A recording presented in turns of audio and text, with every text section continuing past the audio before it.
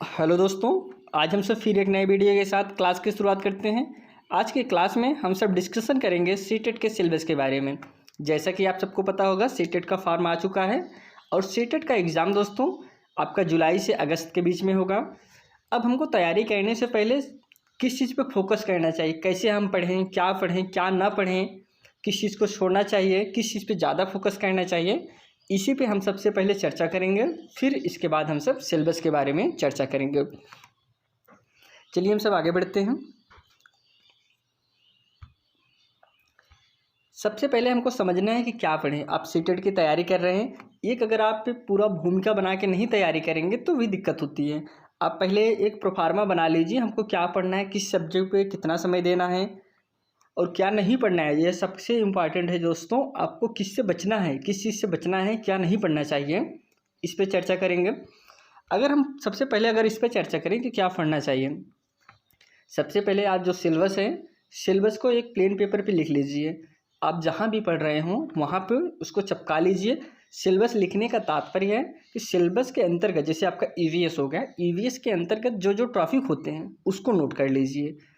इसी प्रकार से आप हिंदी का कर लीजिए, मैथ का कर लीजिए, सीडीपी का कर लीजिए, नोट कर लीजिए। करने से आपका फ़ायदा यह होगा दोस्तों, आप कहीं से भी टॉपिक वाइज यूट्यूब पे सर्च करके देख सकते हैं। आपने किसी का वीडियो देख रहे हैं, मान लीजिए वह पहला टॉपिक आपका परिवार मित्र ईवीएस में बहुत बढ़िया पढ़ाया है, हो सकता है कि उसका यात्राएं या फिर आश्रय यह सब ना अच्छा हो, तो उसके लिए अगर आपको टॉपिक पता रहेगा, उसी टॉपिक से सर्च करके आप और कभी वीडियो देख सकते हैं, जो कि आपके लिए हेल्पफुल होगा। और आपके लिए प्लस पॉइंट यह होगा, इसमें आपको बाहर की चीज़ नहीं पढ़ना पड़ेगा। आपको सिलेबस पता है कि हमको क्या क्या पढ़ना है, उसी पे आपका ज़्यादा फोकस करें। अगर हम इस पर चर्चा करें तो क्या नहीं पढ़ना चाहिए, सबसे पहले जो आपका आउट ऑफ सिलेबस है दोस्तों, इस पर फोकस मत करिए। क्योंकि जो सिलेबस होता है, सीटेट ज़्यादा से ज़्यादा अपना सिलेबस के अकॉर्डिंग ही पेपर बनाता है। लेकिन अगर कभी काल सिलेबस के बाहर जाता हो तो 4-6 नंबर से बाहर नहीं जाता है। अब 4-6 नंबर के लिए अगर आप पूरी तैयारी करेंगे, बाहर का हर चीज़ पढ़ने लगेंगे तो फिर दिक्कत हो जाएगी। इतना लेंदी सब्जेक्ट है। अभी ईवीएस ही देख लीजिए, ईवीएस इतना बड़ा है, आप पूरा नहीं ख़त्म कर पाएंगे। लेकिन आपको उसमें क्या पढ़ना है, टॉपिक पहले समझ लीजिए, हमको इसी चीज़ पे फोकस करिए। और जो मार्केट में बुक मिलती है दोस्तों, बुक से बचने का प्रयास करिए। अब बुक से बचने का प्रयास का मतलब ये नहीं कि आप बुक ही ना लो, आपका मन है तो बुक लीजिए, लेकिन आप सिलेबस पहले देख लीजिए कि हमारा सिलेबस क्या है, उस सिलेबस में वह बुक क्या है, उस बुक में उस सिलेबस को टिक कर लीजिए। हमको यही टॉपिक पढ़ना है, बाकी टॉपिक हमको नहीं पढ़ना है। अब इसके बाद आते हैं कैसे पढ़ें, कितना देर पढ़ें। तो पढ़ने का तरीका यही करिए दोस्तों, जैसे आपके पास 5 सब्जेक्ट हैं, 5 सब्जेक्ट को आप एक टारगेट बनाइए कि हमको एक क्लास डेली ख़त्म करना है। एक क्लास डेली ख़त्म करना है, 5 सब्जेक्ट है, 5 क्लासें हो गया। और एक लास्ट में आप प्रीवियस ईयर क्वेश्चन को लगाइए। सुबह के टाइम आप क्लास को ख़त्म कर लीजिए और शाम को टाइम आप एक प्रीवियस ईयर लगा लीजिए। इतना ही करिए, इससे आपका फ़ायदा यह होगा, अभी आपका एग्ज़ाम 40 से 45 दिन के पहले एग्ज़ाम नहीं होगा। आप कोई भी सब्जेक्ट ले लीजिए, ईवीएस ले लीजिए, हिंदी ले लीजिए, अगर एक एक क्लास आप डेली ख़त्म करेंगे तो आपका 40-45 दिन में आराम से हर सब्जेक्ट बहुत अच्छे से कवर हो जाएगा। अगर आप एक पूरा टारगेट बना के काम करेंगे, एक डायरी बना लीजिए, उसमें लिख लीजिए कि हाँ आज हमको यह पढ़ना है, यह लिखना है, हर चीज़ नोट करके काम करिए। यह आपके एग्ज़ाम के लिए बहुत ही हेल्पफुल साबित होगा। ज़्यादा देर पढ़ने का प्रयास ही ना करिए कि हमको नहीं 10 घंटा पढ़ेंगे तभी पास होंगे, ऐसा कुछ नहीं है। आप सिंपल से एक टारगेट बना लीजिए, हमको एक टॉपिक ख़त्म करना है। जैसे ईवीएस में पहला टॉपिक परिवार मित्र है, टारगेट बना लीजिए आज हम परिवार मित्र ख़त्म करेंगे, कल आश्रय करेंगे। तो इसी प्रकार से हर एक टॉपिक को ख़त्म करने का प्रयास करिए। एक दिन में एक क्लास करिए, आपका 5 सब्जेक्ट है, 5 क्लास हो गई, और एक आप शाम को प्रीवियस ईयर करिए। और उससे दोस्तों जो आपका समय मिले, एक्स्ट्रा समय मिले, उसमें आप एनसीईआरटी पे फोकस करिए। क्योंकि एनसीईआरटी जो आपका सीटेट होता है वो ज़्यादा यह केंद्रीय लेवल का है, तो सेंट्रल की वैकेंसी, सेंट्रल का है, एलिजिबिलिटी टेस्ट है। इसमें जो एनसीईआरटी है वह बहुत ही महत्वपूर्ण भूमिका निभाती है। आप एनसीईआरटी के लिए ई पाठशाला ऐप डाउनलोड कर लीजिए, उस पर आपको सभी क्लासों का एनसीईआरटी मिल जाएगा। लेकिन आपको सभी नहीं पढ़ना है, आप ज़्यादा फोकस करिए, 3 से 5 तक एनसीईआरटी को कवर कर लीजिए। इस प्रकार से आप स्ट्रेटजी बना के अपनी तैयारी करिए। आप अच्छे से पास हो जाएं। पहले आप घबराना नहीं कि नहीं समय कम है या फिर एग्ज़ाम जल्दी है, क्या क्या पढ़ें क्या क्या ना पढ़ें, एकदम से नहीं। आप हर चीज़ नोट करते जाइए। सिलेबस ये है, सिलेबस के अकॉर्डिंग आज हमने ये टॉपिक ख़त्म किया, यह टॉपिक ख़त्म किया। जो जो टॉपिक आप ख़त्म करते जाएँ उस टॉपिक के लिखते जाइए और नोट्स बनाते जाइए। चलिए हम सब आगे बढ़ते हैं। इसमें हम सब समझते हैं, जैसे बाल विकास हो गया तो इससे 30 क्वेश्चन रहेंगे दोस्तों, और ये 30 नंबर के भी रहेंगे। तो बाल विकास 30 में दोस्तों 15 नंबर आपका शिक्षण से हो जाता है और 15 नंबर आपका हो जाता है विषय वस्तु से। ये बाल विकास की बात होगी, मतलब 30 क्वेश्चन 30 नंबर के। फिर पर्यावरण की बात आती है दोस्तों, इसमें 30 नंबर आपका टोटल पर्यावरण से आते हैं, जिसमें 15 नंबर आपका हो जाएगा शिक्षण से और 15 नंबर विषय वस्तु से आता है। विषय वस्तु में दोस्तों आपके जो थीम उप थीम है यही आपका विषय वस्तु के अंतर्गत आ जाते हैं, और जो आपके शिक्षण हैं वह आपके 15 नंबर उससे आ जाते हैं। अगर हम सब गणित की बात करें तो गणित, अगर हम सिर्फ गणित को जानते रहेंगे हमको गणित आएगा, तो गणित बहुत बड़ा सब्जेक्ट हो जाता है। तो आपको पूरा नहीं पढ़ना है सीटेट में। जो टॉपिक है बस आप एक एक टॉपिक को ध्यान दे दीजिए, हमको इसी टॉपिक पे पढ़िए कि हाँ नहीं, अगर शुरू से लेकर लास्ट तक आप मैथ ही लगाते जाइएगा तो फिर इतना बड़ा मैथ है तो फिर कैसे आप पूरा कर पाएंगे, नहीं पूरा कर पाएंगे। लेकिन अगर आपको टॉपिक पता है हमको इस टॉपिक को लगाना है, इसी टॉपिक पर फोकस करना है, तो फिर आप अच्छा कर लेंगे। फिर आप हिंदी पे आ जाइए दोस्तों। तो हिंदी की अगर बात करें तो इसमें भी आपका 15 नंबर शिक्षण रहता है और 15 नंबर आपका विषय वस्तु रहता है। विषय वस्तु में देखिए तो हम पैसेज रहता है, पैसेज और कविताएं रहती हैं, तो उसमें 15 नंबर उसी से हो जाता है, 15 नंबर आपका हो जाता है शिक्षण से। यही प्रक्रिया दोनों में होती है, संस्कृत में भी होता है और हिंदी में भी होता है, बाकी इसमें अंग्रेजी में भी यही होता है, उर्दू में भी यही होता है। तो आप फोकस करिए, जो आपका हिंदी है ग्रामर पे कम फोकस करिए, आप शिक्षण पे ज़्यादा फोकस करिए, क्योंकि ग्रामर से जो क्वेश्चन इसमें नहीं आते हैं, कभी काल अगर ग्रामर से पूछता भी है तो जो आपके पैसेज रहते हैं, पैसेज जो होता है पहले पैसेज दे देगा फिर उसी से क्वेश्चन बना लेता है, तो उससे जो क्वेश्चन बनाता है उसी में एक आध ग्रामर पूछ लेता है, कभी काल की संज्ञा कौन सी है, सर्वनाम कौन सा है, यही पूछता है। अब उसके लिए अगर हम पूरा ग्रामर पढ़ने लगेंगे तो फिर दिक्कत हो जाएगी। आप पूरा ग्रामर पढ़ेंगे तो फिर आप अदर पे फोकस ही नहीं कर पाएंगे। लेकिन आपके पास पहला फोकस हिंदी में और संस्कृत में आप पहला फोकस कर लीजिए कि शिक्षण पे, क्योंकि 15 नंबर इससे कंफर्म हो जाएंगे। और आपका पैराग्राफ रहेगा, पैराग्राफ से आप 15 नंबर का है तो उस पर पैराग्राफ आप कुछ प्रैक्टिस कर लीजिए, किस तरीके से क्वेश्चन पूछा जाता है यह आपको पता चल जाएगा। यह तो हो गया है आपका सिलेबस। लेकिन अब सिलेबस में इसके कौन कौन से टॉपिक होते हैं, जैसे बाल विकास के कौन से टॉपिक हैं, ईवीएस के कौन से टॉपिक हैं, मैथ के कौन से टॉपिक हैं, हिंदी के कौन से टॉपिक हैं, संस्कृत के कौन से टॉपिक होते हैं, उसको हम बताते हैं। उसको आप नोट जरूर कर लीजिएगा एक पेपर पे, और जहाँ पढ़ रहे हो वहाँ पे ज़रूर चिपका लीजिए। जो जो आपका क्लियर होता जाए उसको आप टिक लगाते जाइए कि आज हमने ये टॉपिक ख़त्म कर लिया, आज हमने ये टॉपिक ख़त्म कर लिया। चलिए सबसे पहले हम सब समझेंगे जो आपके पर्यावरण के सिलेबस हैं, इसमें हम सब विषय वस्तु को समझते हैं।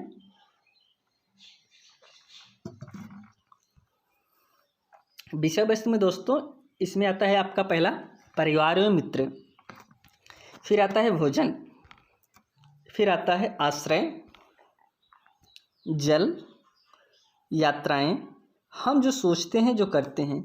यह तो हो गया आपका विषय वस्तु में दोस्तों। यह आपका थीम के अंतर्गत आता है, यह टॉपिक आपका थीम के अंतर्गत आता है। इसको आप ज़रूर ध्यान दीजिएगा, क्योंकि कभी कभी थीम से ही क्वेश्चन पूछ लेगा कि इसमें से कौन थीम है कौन उप थीम है। आप इसमें ध्यान दीजिएगा, यह आपका थीम के अंतर्गत आते हैं। लेकिन जो आपका परिवार और मित्र है इसके अंतर्गत और कुछ भाग होते हैं जिसे हम उप थीम कहते हैं, उसको समझते हैं। जिसमें पहला हो गया संबंध, दूसरा कार्य एवं खेल, तीसरा या पशुएं, चौथा पौधे। यह आपका थीम हो गया, यह आपका उप थीम हो गया दोस्तों। यह पर्यावरण के विषय वस्तु हैं। विषय वस्तु में यही आपको पढ़ना है। आगे हम बढ़ते हैं। अब हम शिक्षण की अगर हम सब बात करें तो इसमें आपका आता है शिक्षण की अवधारणाएं एवं शिक्षण की प्रजातियां, शिक्षण के प्रकार, पर्यावरण शिक्षण के उद्देश्य, पर्यावरण शिक्षण का अर्थ, पर्यावरण शिक्षण के एकीकृत उपागम, पर्यावरण शिक्षा, पर्यावरण शिक्षण की विधि और पर्यावरण शिक्षण सहायक सामग्री, मापन एवं मूल्यांकन, पर्यावरण शिक्षण की नीति, पर्यावरण शिक्षण की समस्याएं। यह तो हो गया आपका शिक्षण का दोस्तों, किसका? पर्यावरण। ईवीएस के शिक्षण का यह टॉपिक है। उसके पहले हमने चर्चा किया था विषय वस्तु का। इसमें जितने भी टॉपिक हैं हम सब टॉपिक को कवर कराएंगे। आपका क्लास जो हमारी चलेगी ईवीएस की, सबसे पहले हम सब ईवीएस को शुरू करेंगे। तो ईवीएस में इसमें हर एक टॉपिक को हम शुरू करेंगे और जिस हिसाब से आपका सिलेबस दिखा रहे हैं दोस्तों, इसी हिसाब से चलेगा। ऐसा कि नहीं पहले हम शिक्षण को शुरू कर दें या फिर पहले हम मापन मूल्यांकन को शुरू कर दें, उसके पहले शिक्षण के प्रकार हैं उसको नहीं शुरू करेंगे, तो ऐसा नहीं है। एकदम सिलेबस के अकॉर्डिंग पढ़ाया जाएगा और सभी टॉपिक को पढ़ाया जाएगा और सभी सब्जेक्ट को पढ़ाया जाएगा। अगला जो आपका सब्जेक्ट है दोस्तों, हम सब बाल विकास को समझते हैं। बाल विकास और शिक्षण शास्त्र के जो आपके सिलेबस हैं, पहले हम बाल विकास को समझेंगे। इसमें है बाल विकास की अवधारणाएं और सीखने के साथ इसका क्या संबंध है, बच्चों के विकास के सिद्धांत, अनुवांशिकता और पर्यावरण का प्रभाव, समाजीकरण प्रक्रिया, सामाजिक दुनिया और बच्चे, शिक्षक, माता पिता और साथी, पियाजे, कोहलबर्ग, वाइगोत्स्की, निर्माण और आलोचनात्मक दृष्टिकोण, बाल केंद्रित और प्रगतिशील शिक्षा की अवधारणाएं, इंटेलिजेंस के निर्माण का महत्वपूर्ण परिप्रेक्ष्य, बहुआयामी खुफिया। यह आपका बाल विकास के अंतर्गत इतने आते हैं। भाषा और विचार। अगला है एक सामाजिक निर्माण के रूप में लिंग भूमिकाएं, लिंग पूर्वाग्रह और शैक्षिक अभ्यास, शिक्षार्थियों के बीच व्यक्तिगत अंतर, भाषा, जात, लिंग, समुदाय, धर्म आदि की विविधता के आधार पर मतभेद को समझना, सीखने के आकलन और सीखने के आकलन के बीच अंतर, स्कूल आधारित मूल्यांकन, सतत और व्यापक मूल्यांकन, परिप्रेक्ष्य और अभ्यास। अगला है शिक्षार्थियों की तैयारी के स्तर का आकलन करने के लिए उपयुक्त प्रश्न तैयार करना, कक्षा में सीखने और आलोचनात्मक सोच को बढ़ाने और शिक्षार्थी की उपलब्धि का आकलन करने के लिए। आगे जो आपका टॉपिक है समावेशी शिक्षा की अवधारणाओं और विशेष आवश्यकताओं वाले बच्चों को समझना। वंचित और वंचित साहित्य विविध पृष्ठभूमि के शिक्षार्थियों को संबोधित करना, सीखने की कठिनाइयों, नुकसान आदि वाले बच्चों को ज़रूरतों को पूरा करना, प्रतिभाशाली, रचनात्मक, विशेष रूप से विकलांग शिक्षार्थियों को संबोधित करना। अगला है हम शिक्षण की जब बात करते हैं जो आपका बाल विकास सीडीपी के अंतर्गत आते हैं, बच्चे कैसे सोचते हैं और सीखते हैं, बच्चे कैसे और स्कूल के प्रदर्शन में सफलता प्राप्त करने में असफल हो जाते हैं, इस पे चर्चा करना है। फिर आपका आता है शिक्षण और सीखने की बुनियादी प्रक्रियाएं, बच्चे के सीखने की रणनीति एवं सामाजिक गतिविधि के रूप में सीखना, सीखने का सामाजिक संदर्भ, एक समस्या समाधानकर्ता और एक वैज्ञानिक अन्वेषक के रूप में बच्चा, बच्चों में सीखने की वैकल्पिक अवधारणाएं, बच्चे की त्रुटियों को सीखने की प्रक्रिया में महत्वपूर्ण कदम के रूप में समझना।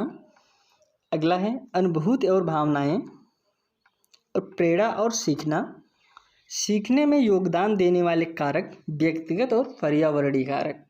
यह आपका हो गया, हम सब कवर किए हैं जो आपका बाल विकास है सीडीपी, उसका सिलेबस टॉपिक वाइज। अब हम समझते हैं गणित में। गणित में आप जरूर ध्यान दीजिएगा, देखिए इसमें कौन कौन सा टॉपिक है, बहुत ही इंटरेस्टिंग टॉपिक है दोस्तों। बच्चे गणित के नाम से सब जितना है हर चीज़ पढ़ने लगते हैं, परसेंटेज है जितना भी, मतलब इसी प्रकार सभी टॉपिक सोचते हैं कि सब टॉपिक पूछेगा, लेकिन ऐसा नहीं है, बहुत सीमित टॉपिक पूछता है। पहला है सामग्री, दूसरा है ज्यामिति, आकार और स्थानिक समझ, हमारे आसपास ठोस, नंबर, जोड़ना और घटाना, गुणा, विभाजन, माप, वजन, समय और आयतन। आगे हम बढ़ते हैं, आगे देखते हैं डेटा संधारण, पैटर्न्स और आपको होगा पैसे। यह आपका मैथ का सिलेबस है दोस्तों। विषय वस्तु में यह आपका मैथ सिलेबस है। अब हम शिक्षण की बात करते हैं इसमें है गणितीय तार्किक सोच की प्रकृति, बच्चों की सोच और तर्क पैटर्न पर अर्थ और सीखने की रणनीति को समझना। अगला है पाठचर्या में गणित का स्थान, गणित की भाषा, सामुदायिक गणित, औपचारिक और अनौपचारिक तरीकों से मूल्यांकन, शिक्षण की समस्याएं और त्रुटि विश्लेषण और सीखने और सिखाने के संबंधित पहलू, नैदानिक और उपचारात्मक शिक्षण। अब अगर हम सब शिक्षण की बात करें तो शिक्षण आपके जो भी सब्जेक्ट हैं लगभग सभी सब्जेक्ट में शिक्षण सेम ही होता है, थोड़ा बहुत चेंज होता है लेकिन ज़्यादा से ज़्यादा सेम। जैसे आपका अभी हिंदी का हम सब डिस्कशन करेंगे, अगर हम सब हिंदी की सिलेबस शिक्षण की बात करें तो हिंदी और आपका संस्कृत में सेम ही होता है, थोड़ा बहुत लैंग्वेज का डिफरेंट होता है, बाकी शिक्षण सेम ही होते हैं। इस प्रकार से शिक्षण अगर आप तैयार कर लेंगे तो सभी सब्जेक्ट में मिलता जुलता शिक्षण मिल जाएगा। अब हिंदी की हम सब बात करते हैं, सबसे पहले भाषा की समझ की बात करते हैं। इसमें अपठित गद्यांश को पढ़ना होगा। जैसे कि शुरू में हमने बताया था दो आएंगे, दो गद्यांश, एक गद्य नाटक और कविता जिसमें समझ, निष्कर्ष, व्याकरण दक्षता से जुड़े प्रश्न होंगे। गद्यांश साहित्य, वैज्ञानिक, कथा, फर्क या विवेचनात्मक हो सकता है। जैसे कि हमने शुरू में बताया, एक आपका पैराग्राफ आ जाएगा, उसी से 15 नंबर आपका आ जाएगा। एक रहेगा आपका नाटक हो सकता है, एक कविता हो सकता है, इसी से आपका 15 नंबर तैयार हो जाते हैं। और यह नंबर दोस्तों 15 नंबर आप अगर थोड़ा सा पढ़ के दे देंगे तो 15 में 15 नंबर ला सकते हैं। इसलिए गद्यांश को आप प्रैक्टिस कर लीजिए। सिर्फ यह समझ लीजिए क्वेश्चन पूछता कैसे है, किस तरीके से क्वेश्चन पूछता है, किस पे हमको फोकस करना चाहिए। आगे हम समझते हैं जो आपका शिक्षण है, सीखना, अधिग्रहण करना, भाषा की समझ और प्रौढ़ता का मूल्यांकन करना, बोलना, सुनना, पढ़ना, लिखना, भाषा शिक्षण के सिद्धांत, विचारों को मौखिक और लिखित रूप से संप्रेषित करने के लिए भाषा सीखने में व्याकरण की भूमिका पर समालोचनात्मक दृष्टिकोण। फिर है विविध कक्षा में भाषा सीखने की चुनौतियाँ, भाषा की कठिनाइयों, त्रुटियों, समस्या, भाषा कौशल, सुनने और बोलने की भूमिका, भाषा का कार्य और एक उपकरण के रूप में बच्चा इसका कैसे उपयोग करते हैं। शिक्षण अधिगम सामग्री, पाठ्य पुस्तक जैसे हो गया, मल्टीमीडिया सामग्री, कक्षा के बहुभाषी संसाधन। अब उपचारात्मक शिक्षण, यह आपका हो गया दोस्तों हिंदी का जो शिक्षण है। अभी हम संस्कृत में करते हैं डिस्कशन, तो आप समझ जाएंगे कि कैसे दोनों एक प्रकार से होते हैं, सेम ही होते हैं। इसमें भी आपका दो गद्यांश आते हैं, जिसमें एक नाटक से, एक कविता से संबंधित होता है। इसमें भी व्याकरण, मौखिक दक्षता संबंधित प्रश्न पूछे जाते हैं। गद्य साहित्य, वैज्ञानिक, कथा विवेकपूर्ण हो सकता है। इसमें भी वही प्रक्रिया रहेगी। 15 नंबर आपका शिक्षण से आएगा, 15 नंबर इससे आएगा। 15 नंबर में 7 नंबर हो सकता है कि 7-8 का बनता है, नहीं तो कभी कभी 9 का बन जाता है। तो इसको आप ना करिए, कभी 9 क्वेश्चन आ जाएगा नाटक से, 6 क्वेश्चन कविता से आ गया, कभी 7-8 ऐसी तरीके से आता है, लेकिन इसी 2 से आएगा। आपके नाटक से, कविता से ही 15 क्वेश्चन को बनाना है और 15 क्वेश्चन आपका बन जाएगा शिक्षण से। चलिए हम संस्कृत पे डिस्कशन करेंगे। इसमें पहला है सीखना और अधिग्रहण करना, भाषा शिक्षण के सिद्धांत। दूसरा टॉपिक हो गया सुनने और बोलने की भूमिका, भाषा का कार्य और बच्चे इसे एक उपकरण के रूप में कैसे उपयोग करते हैं। मौखिक रूप से और लिखित रूप से विचारों को संप्रेषित करने के लिए एक भाषा सीखने में व्याकरण की भूमिका पर एक महत्वपूर्ण परिप्रेक्ष्य। आगे है एक विविध कक्षा में भाषा सीखने की चुनौती, भाषा कठिनाइयों, त्रुटियों और विकारों। भाषा कौशल, भाषा की समझ, दक्षता, मूल्यांकन, बोलना, सुनना, पढ़ना और लिखना। शिक्षण सहायक सामग्री जैसे दोस्तों पाठ्य पुस्तक, बहुमीडिया सामग्री, कक्षा का बहुभाषी संसाधन। उपचारात्मक शिक्षण, यह तो आपका हो गया दोस्तों जो संस्कृत का सिलेबस था। अब हमने आज सिलेबस को डिस्कशन कर लिया। अब आप इस सिलेबस को नोट करिए। अब इसी सिलेबस के अकॉर्डिंग ही हम सब डेली क्लास लाएंगे, हर एक टॉपिक से, हर एक चैप्टर से। अगर आप इस चैनल पर नए हैं दोस्तों तो चैनल को सब्सक्राइब जरूर करिए। हम सब सीटेट के लिए कंप्लीट क्लास इस पर उपलब्ध कराएंगे और जितने भी आपके प्रीवियस ईयर क्वेश्चन हैं उसको भी हम सब इस पर सॉल्व करेंगे। अब इसी के साथ यह क्लास हम यहीं पे समाप्त करते हैं। आपसे फिर मिलते हैं एक नए वीडियो में। तब तक के लिए दोस्तों धन्यवाद।